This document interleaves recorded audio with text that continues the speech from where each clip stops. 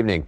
As our Easter offering, we concern ourselves this week with one of the most serene devotional works in the repertoire, Faure's Requiem, and one of the world's most controversial conductors. Sergiu Celibidache is a perfectionist who will make no compromises with the everyday world of music making. He won't make records, he demands 3 times as much rehearsal as anyone else, and he's apt to be those who make do with less.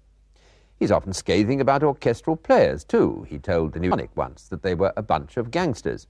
In fact, he refuses to go to America at all now. Well, some musicians quite naturally resist the idea of booking him, but they do. And once Celibidache is engaged, there's no doubt about his charisma on the rostrum and his total identification with the music. Here's a first look at him rehearsing with the London Symphony Orchestra.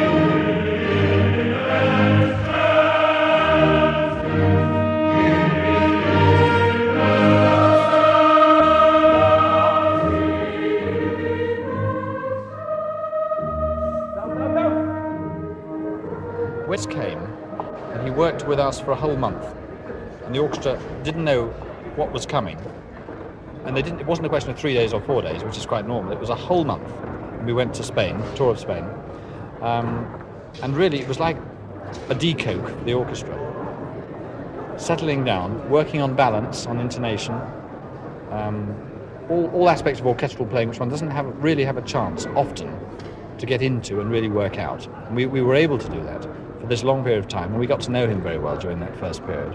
And I think he did the orchestra a tremendous amount of good. Anthony Camden, principal oboist and president of the LSO, remarks which help to explain the fact that orchestral players under Celibidache's influence have been known to go without break to continue rehearsing on their own. Unlike the members of the Italian radio orchestra, who were so incensed by his criticism of their performance of Beethoven's Ninth that they flung their scores at him and stormed out. So who is this impressive but unaccommodating maestro, considered by his admirers to be the best in the world? Celibidache was born in Romania 70 years ago and went to Berlin to study music. After the war, at a remarkably early age, he achieved overnight fame when he became principal conductor of the Berlin Philharmonic, one of the world's greatest orchestras. He did make some records in those days, although he's since given up recording, saying that listening to a record is like going to bed with a picture of Brigitte Bardot. In 1952, he gave up the Berlin Philharmonic as well, to be succeeded by Herbert von Karajan. Since then, such prestigious major appointments have eluded him, and he hasn't sought them. He is at present chief conductor of the Munich Philharmonic and makes guest appearances, which are necessarily few because of the conditions he imposes. Celibidache's approach to his work is all of a piece with his philosophical outlook. He is a mystic, influenced by Buddhism and Hinduism, and he has a guru. For him, music is an expression of the inner meaning of existence. He sees as an attempt to go back to first principles, to clear away all obstacles to the communication of truth. And the process could hardly be better illustrated than with his preparations for the Faure Requiem. Celibidache has never allowed his rehearsals to be filmed hitherto, but thanks to his friendship, dating back to the Berlin days, with producer Cyril Frankel, Omnibus was given a unique opportunity to watch him in action. So for 3 days we took our cameras to the Henry Wood Hall, formerly Trinity Church in South London, to film Celibidache at work with soloists Mary McLaughlin and Gwyn Howell and the London Symphony Orchestra. But we start with his first meeting with the LSO chorus on their own. Beginning.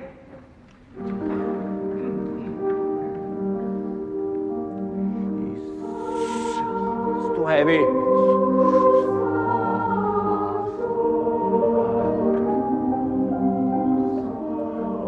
Out.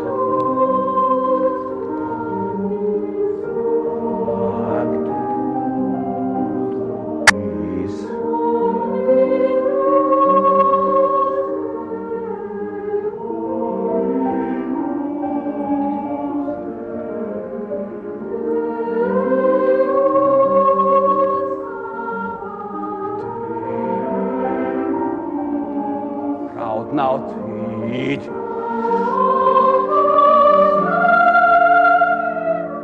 Not on the spot, please. Sanctus Dominus, in between. Not on Dominus. This is very instrumental. Human voice can do better. Yes, this do. What is the letter? 4 for B. 1 for B. Go.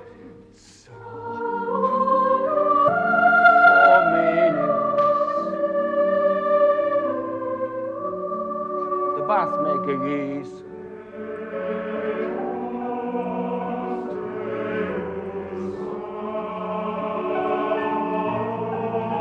Tempo, what's better?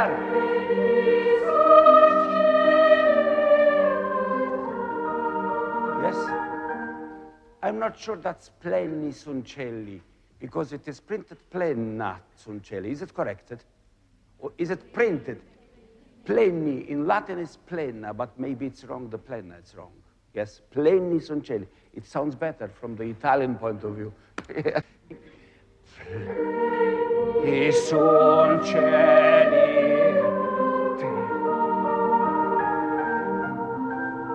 Tempo, what's the matter?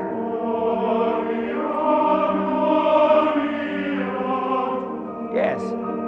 Cosa? Gloria, gloria tua. Gloria, gloria.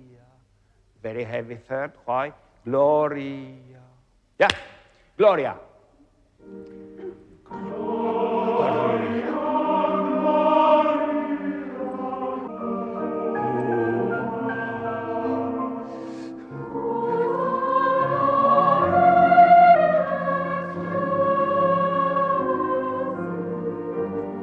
Very beautiful.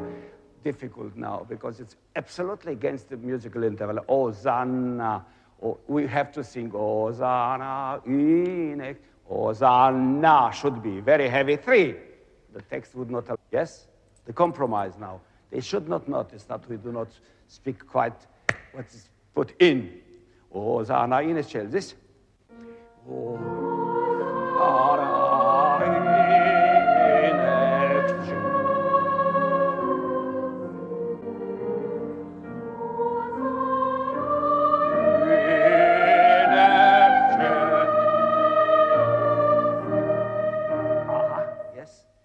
Even Mozart made that mistake. You remember? Yes, in the C minor Mess. In excelsis. No. Hosanna in excelsis. We let it fall, just to save the meaning. But musically, it's a very heavy one now. Tam, pam, pira, Hosanna in excelsis. Yes? It's about. In order to save the meaning, Hosanna in excelsis, and they start again with the orchestra on 2, not on 1. Yes? Hosanna, the last Hosanna. Yes? Hosanna in excelsis. Hosanna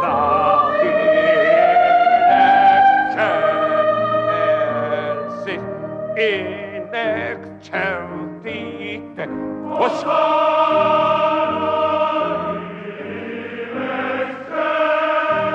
Bravo. The first time I hear the Hosanna and not Hosanna. Bravo. Now, I did not like that down to the Queen. Tyriam. This is also music. No stress whatever. Cantabile all the time. Hosanna.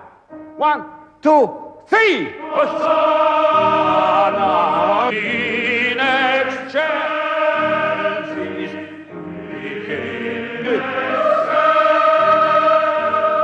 Yes, all of us, all contralti also. Yes, all of us.